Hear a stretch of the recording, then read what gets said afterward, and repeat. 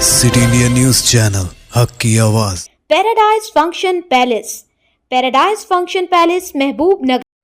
ఎన్నో మున్సిపాలిటీలు వచ్చినాయి. వాళ్ళ అవసరాలు తీరినే ఇంకా మాకు డబ్బు కావాలి, ఇంకా మాకు మంచినీళ్ళు కావాలి, ఇంకా మాకు మురుగునీరు పోయే వ్యవస్థ కావాలి, పాఠశాల కావాలని అడుగుతూ ఉన్నాం. మొదటి నుంచి ఉండే వాళ్ళు కంటే సక్రమంగా డబ్బులు ఖర్చు పెట్టింటే ఇవాళ ఎవరిని అడుక్కునేటువంటి పరిస్థితి రాకుండా అనే మాట కూడా నేను మీకు మనవి చేస్తున్నాను. అందుకని దయచేసి మీ అందరితో నా మనవి, అధికారులతో కూడా నా మనవి, ప్రాపర్గా గైడ్ చేయండి.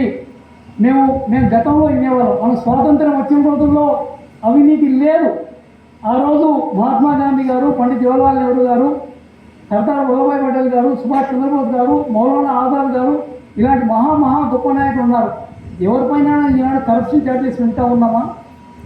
ఈరోజు ఇందిరాగాంధీ గారు ఉన్నారు, అదే మాదిరి రాజీవ్ గాంధీ గారు ఉన్నారు, అదే మాదిరి ఈరోజు రాహుల్ గాంధీ గారు ఉన్నారు. వాళ్ళపైన పెద్ద పెద్ద ఆరోపణలు వస్తున్నాయా? అందుకనే నేను అంటుందేమంటే, మొదటి తరం నాయకులు చాలా నిజాయితీగా దేశం గురించి వాళ్ళు పనిచేసినారు. దేశం గురించి ప్రాణ త్యాగం ఇచ్చినారు, ఆస్తులు త్యాగం ఇచ్చినారు, వాళ్ళు సుఖాలు వదులుకున్నారు. ఇక స్వాతంత్రం వచ్చింది కాబట్టి దేశం గురించి పాటుపడాలి అనేటువంటి ఆలోచన వాళ్ళకి వచ్చింది. కానీ తర్వాత వచ్చేటువంటి నాయకులు స్వాతంత్ర ఉద్యమం, స్వాతంత్రం వచ్చిన తర్వాత వచ్చినటువంటి ఆ ఫలాలు వాళ్ళు ప్రజలకు కాకుండా మనమే తిందామనేటువంటి ఆలోచన వాళ్ళకి వచ్చిందనేటువంటి మాట కూడా మీతో మనం చేస్తున్నాను. ఇవాళ అధికారులు కూడా మొదలు చాలా సిన్సియర్గా ఉండేటువంటి వాళ్ళు, కానీ తర్వాత అధికారులే నాయకులకు కాదు ఇక్కడైతే బాగా దొరుకుతాయి, ఇక్కడైతే తక్కువ దొరుకుతాయి అనేటువంటి మాట చెప్పే ప్రయత్నం చేస్తూ ఉన్నారు.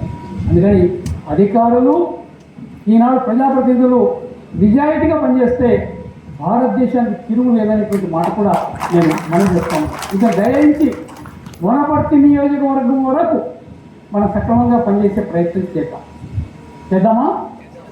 తప్పకుండా మీకు వచ్చే నిధులు సక్రమంగా ఖర్చు పెట్టండి. తక్కువ అయితే మన కలెక్టర్ గారిని అడుగుదాం, నేను తీసుకొస్తాను. మీకు వచ్చిన నిధులు తక్కువ, మనం తప్పకుండా ప్రయత్నం చేద్దాం అనేటువంటి మాట నేను సవినిగా మనం చేస్తున్నాను. దాని తర్వాత ప్రజాపాలన, ప్రజా ప్రణాళిక ఉద్దేశం కూడా అదే. ప్రణాళిక అంటే ఏంటి? ప్లానింగ్. నేను ప్లానింగ్ డిపార్ట్మెంట్లో ఉన్న, వైస్ చైర్మన్గా ఉన్న, సీఎం గారు చైర్మన్, నేను వైస్ చైర్మన్. వచ్చే నిధులను కూడా ఏ డిపార్ట్మెంట్కి ఎన్ని పంపాలి, ఎక్కడ ఎంత ఎక్కువ ఖర్చు పెట్టాలి, ఎక్కడ తక్కువ ఖర్చు పెట్టాలి, అవన్నీ ప్లాన్ చేసుకుంటాం మొదలే.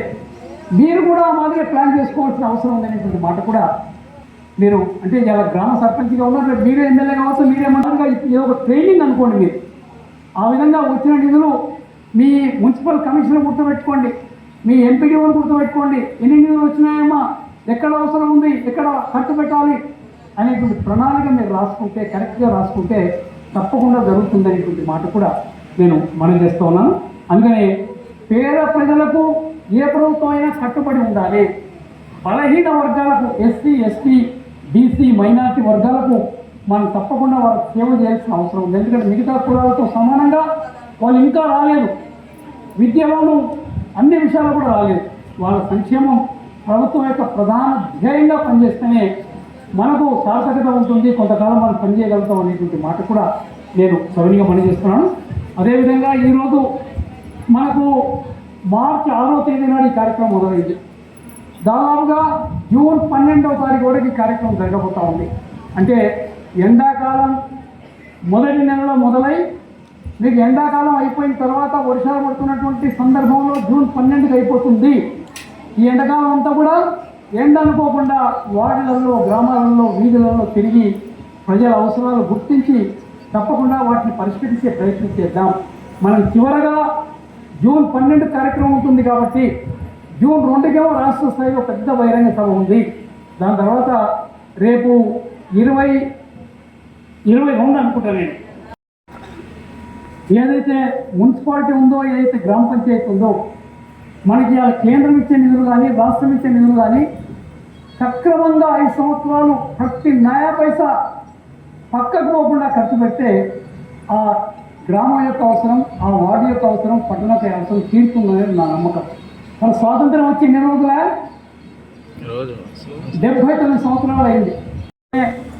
గ్రామాల నుంచి చేరానికి వస్తారు, గ్రామాల నుంచి ప్రతి పని కూడా ఇక్కడికే వస్తారు, అన్ని విషయాలు గమనిస్తూ ఉంటారు, అన్ని విషయాలు చక్కగా మాట్లాడగలుగుతారు మీరు అనేటువంటి మాట కూడా నేను మనం చేస్తున్నాను. ఇంకొక శుభవార్త ఏమంటే, ఈరోజు పార్లమెంట్ మొదలైంది. 7, 18 3 రోజులు పార్లమెంట్ జరగబోతా ఉంది ప్రత్యేక సమావేశాల్లో. మన ముఖ్యమంత్రి రేవంత్ రెడ్డి గారు కూడా వారు మన పార్లమెంట్ సభ్యులకు తగిన సూచనలు సలహాలు ఇవ్వడానికి ఢిల్లీలో వారు కూడా చేరుకోవడం జరిగినది. ఈ పార్లమెంట్లో డీలిమిటేషన్ బిల్ పెట్టబోతున్నారు. పెద్దేరు నియోజకవర్గం కాబోతుంది. పెద్దేరు నియోజకవర్గం కాబోతుంది. కొంతమంది అంటున్నారు ఏదో చిన్నబ్బాయి చేస్తాడు ఒకైనా అని, లేకపోతే మన ఐదో చేస్తున్నాడు ఒకైనా కాదు, పెద్దేరే అవుతుంది. పెద్దేరే అవుతుంది. అందుకని పెద్దేరు నియోజకవర్గం అవుతుంది. నేను ఈ సందర్భంగా మీతో నా మనవి, ముఖ్యంగా మున్సిపాలిటీ వాళ్ళతో నా మనవి, నేను కేవలం పెద్దేరు మున్సిపాలిటీ కాదు, వనపర్తి మున్సిపాలిటీ కాదు, నేను హైదరాబాద్లో కూడా చూస్తూ ఉన్నా.